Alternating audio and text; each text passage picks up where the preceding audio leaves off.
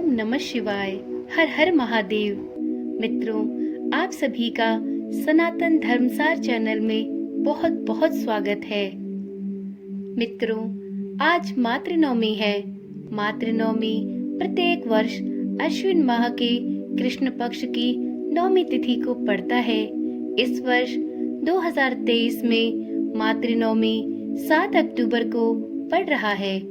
कहते हैं मातृनवमी के दिन जो भी महिलाएं अपनी दिवंगत सास या माता के लिए श्राद्ध पूजा करती हैं, उन्हें सौभाग्य का आशीर्वाद प्राप्त होता है। मातृनवमी के दिन पूरे विधि विधान के साथ श्राद्ध तर्पण करना चाहिए। माना जाता है कि इस दिन श्राद्ध तर्पण की पूजा के साथ साथ गरुड़ पुराण के 9वें अध्याय को अवश्य पढ़ना अथवा सुनना चाहिए। गरुड़ पुराण के अनुसार यदि कोई व्यक्ति पूरी श्रद्धा और समर्पण के साथ अपने पितरों का श्राद्ध तर्पण करता है और उसके साथ ही गरुड़ पुराण के अध्याय 9 का पूरी तरह से कथा वाचन करता है, तो उसे तीनों दोषों से मुक्ति प्राप्त होती है। ये 3 दोष कौन से हैं? चलिए आज की कथा में जानते हैं। मातृनवमी के दिन इस कथा के श्रवण से बहुत पुण्य की प्राप्ति होती है। तो चलिए आज के दिन हम सभी एकांत चित्त होके गरुड़ पुराण के अध्याय 9 का श्रवण करेंगे और 3 दोषों से मुक्ति प्राप्त करेंगे। परंतु उससे पहले आप सभी से मेरा ये विनम्र निवेदन है कि यदि आप चैनल पर नए आए हैं या आपने अभी तक चैनल को सब्सक्राइब नहीं किया है, तो कृपया करके इस चैनल को सब्सक्राइब करें और अपना ढेर सारा स्नेह दें। आपका दिया हुआ थोड़ा सा समय मेरे लिए बहुत ही मूल्यवान है। कृपया करके इस चैनल को अवश्य सब्सक्राइब करें। आपका बहुत आभार होगा। तो चलिए वीडियो को आगे बढ़ाते हुए कथा का श्रवण करते हैं। ओम श्री गणेशाय नमो नमः। एक बार की बात है, महादेव माँ पार्वती के साथ हिमालय से पृथ्वी का अवलोकन कर रहे थे। तभी पार्वती माँ ने देखा कि पृथ्वी लोक पर सभी लोग मातृनवमी की पूजा कर रहे हैं। हर तरफ श्राद्ध का कार्य चल रहा है। माता पार्वती ने प्रभु महादेव से पूछा, हे महादेव, यह पृथ्वी पर कौन सी पूजा की जा रही है? कृपया मुझे इसके बारे में विस्तार पूर्वक बताएं। भगवान शिव माता पार्वती से कहते हैं, हे पार्वती, आज मातृनवमी है। यह पितृपक्ष के 16 दिन भूलोक वासियों के लिए अत्यंत महत्वपूर्ण होते हैं। इन 16 दिनों में सभी पृथ्वीवासी अपने पितरों का श्राद्ध करते हैं और उन्हें मोक्ष दिलाने का प्रयत्न करते हैं। आज के दिन अपने पितरों के श्राद्ध तर्पण के विधि विधान के साथ ही गरुड़ पुराण के 9वें अध्याय का पाठ करना अत्यंत ही पुण्यकारी होता है। इस पाठ को करने से देव दोष, ऋषि दोष और पितृदोष से मुक्ति मिलती है। अतः हे पार्वती, अब मैं आदर पूर्वक 9वें अध्याय के महात्म्य का तुमसे वर्णन करूंगा। तुम स्थिर होकर इस अध्याय को धारण करो। नर्मदा के तट पर माहिष्मती नाम की एक नगरी है। वहाँ माधव नाम के एक ब्राह्मण रहते थे, जो वेद वेदांगों के तत्वज्ञ और समय समय पर आने वाले अतिथियों के प्रेमी थे।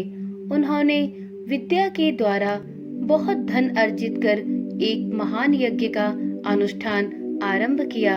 उस यज्ञ में बलि देने के लिए एक बकरा मंगाया गया।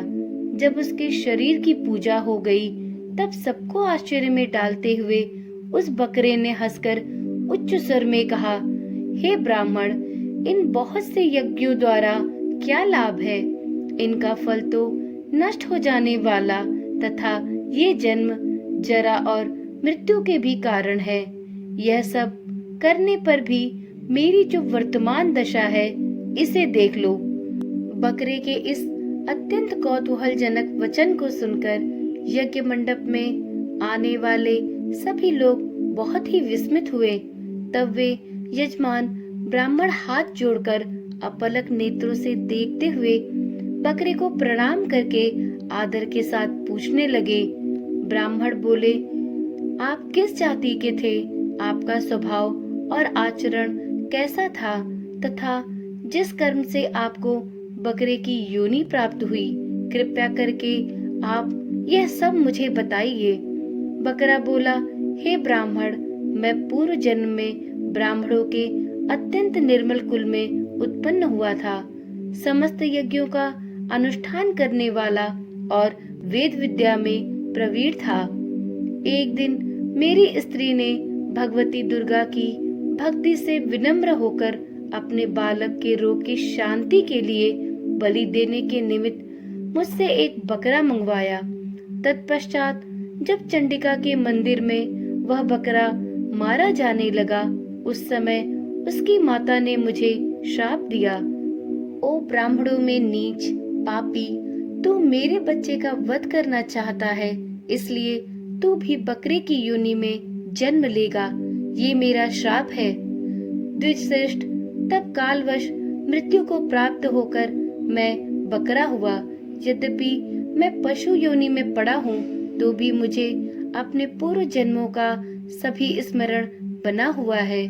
ब्राह्मण, यदि आपको सुनने की उत्कंठा हो तो मैं एक और भी आश्चर्य की बात बताता हूँ। कुरुक्षेत्र नामक एक नगर है जो मोक्ष प्रदान करने वाला है। वहाँ चंद्र शर्मा नामक एक सूर्यवंशी राजा राज्य करते थे। एक समय जब सूर्य ग्रहण लगा था, राजा ने बड़ी श्रद्धा के साथ काल पुरुष का दान करने की तैयारी की।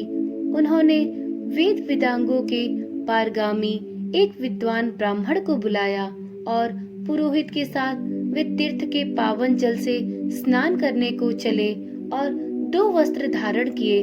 फिर पवित्र और प्रसन्नचित्त होकर उन्होंने श्वेत चंदन लगाया और बगल में खड़े हुए पुरोहित का हाथ पकड़कर मनुष्यों से घिरे हुए अपने स्थान पर लौट आए। आने पर राजा ने यथोचित विधि से भक्ति पूर्वक ब्राह्मण को काल पुरुष का दान किया। तब काल पुरुष का हृदय चीरकर उसमें से एक पापात्मा चंडाल प्रकट हुआ।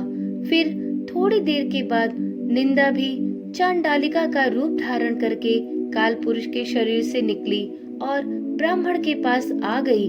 इस प्रकार चांडालों की वह जोड़ी आंखें लाल किए हुए निकली और ब्राह्मण के शरीर में हठात प्रवेश करने लगी।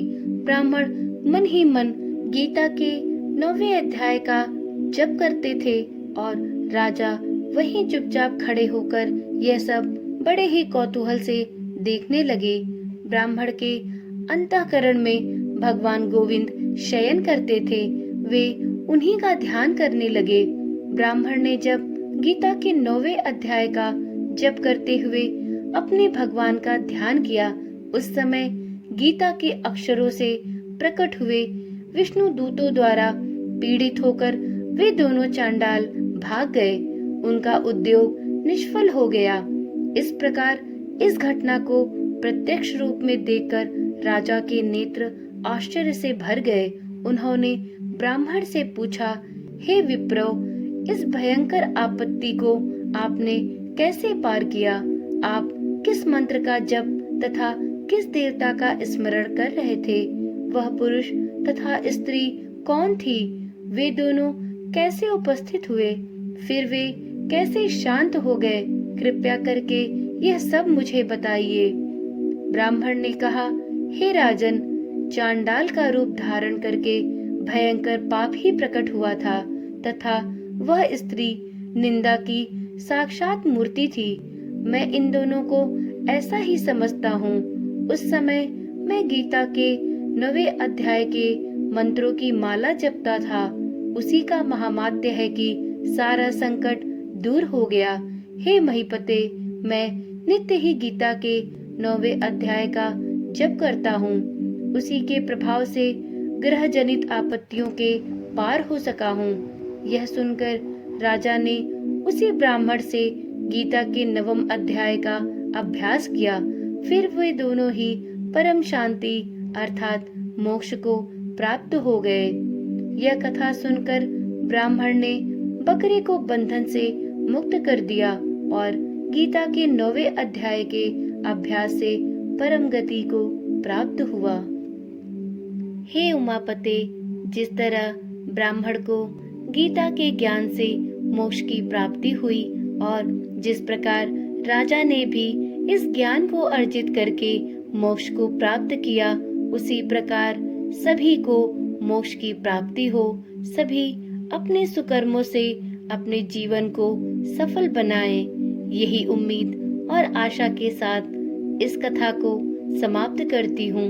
यह कथा बहुत ही पुण्यकारी है। इस कथा को पितृ श्राद्ध में अथवा मातृनवमी के दिन अवश्य सुनना चाहिए। गरुड़ पुराण के अनुसार इस 9वें अध्याय को सुनने से पितृ मोक्ष की कामना से किए गए सभी अनुष्ठान निश्चित ही सफल होते हैं और इसका बहुत ही पुण्य भी प्राप्त होता है। 9वें अध्याय के श्रवण मात्र से ही देव दोष, ऋषि दोष और पितृदोष से मुक्ति मिलती है। तो चलिए आज की वीडियो यहीं पर समाप्त करते हैं। फिर कल मिलेंगे एक नई कथा के साथ। तब तक के लिए ओम नमः शिवाय।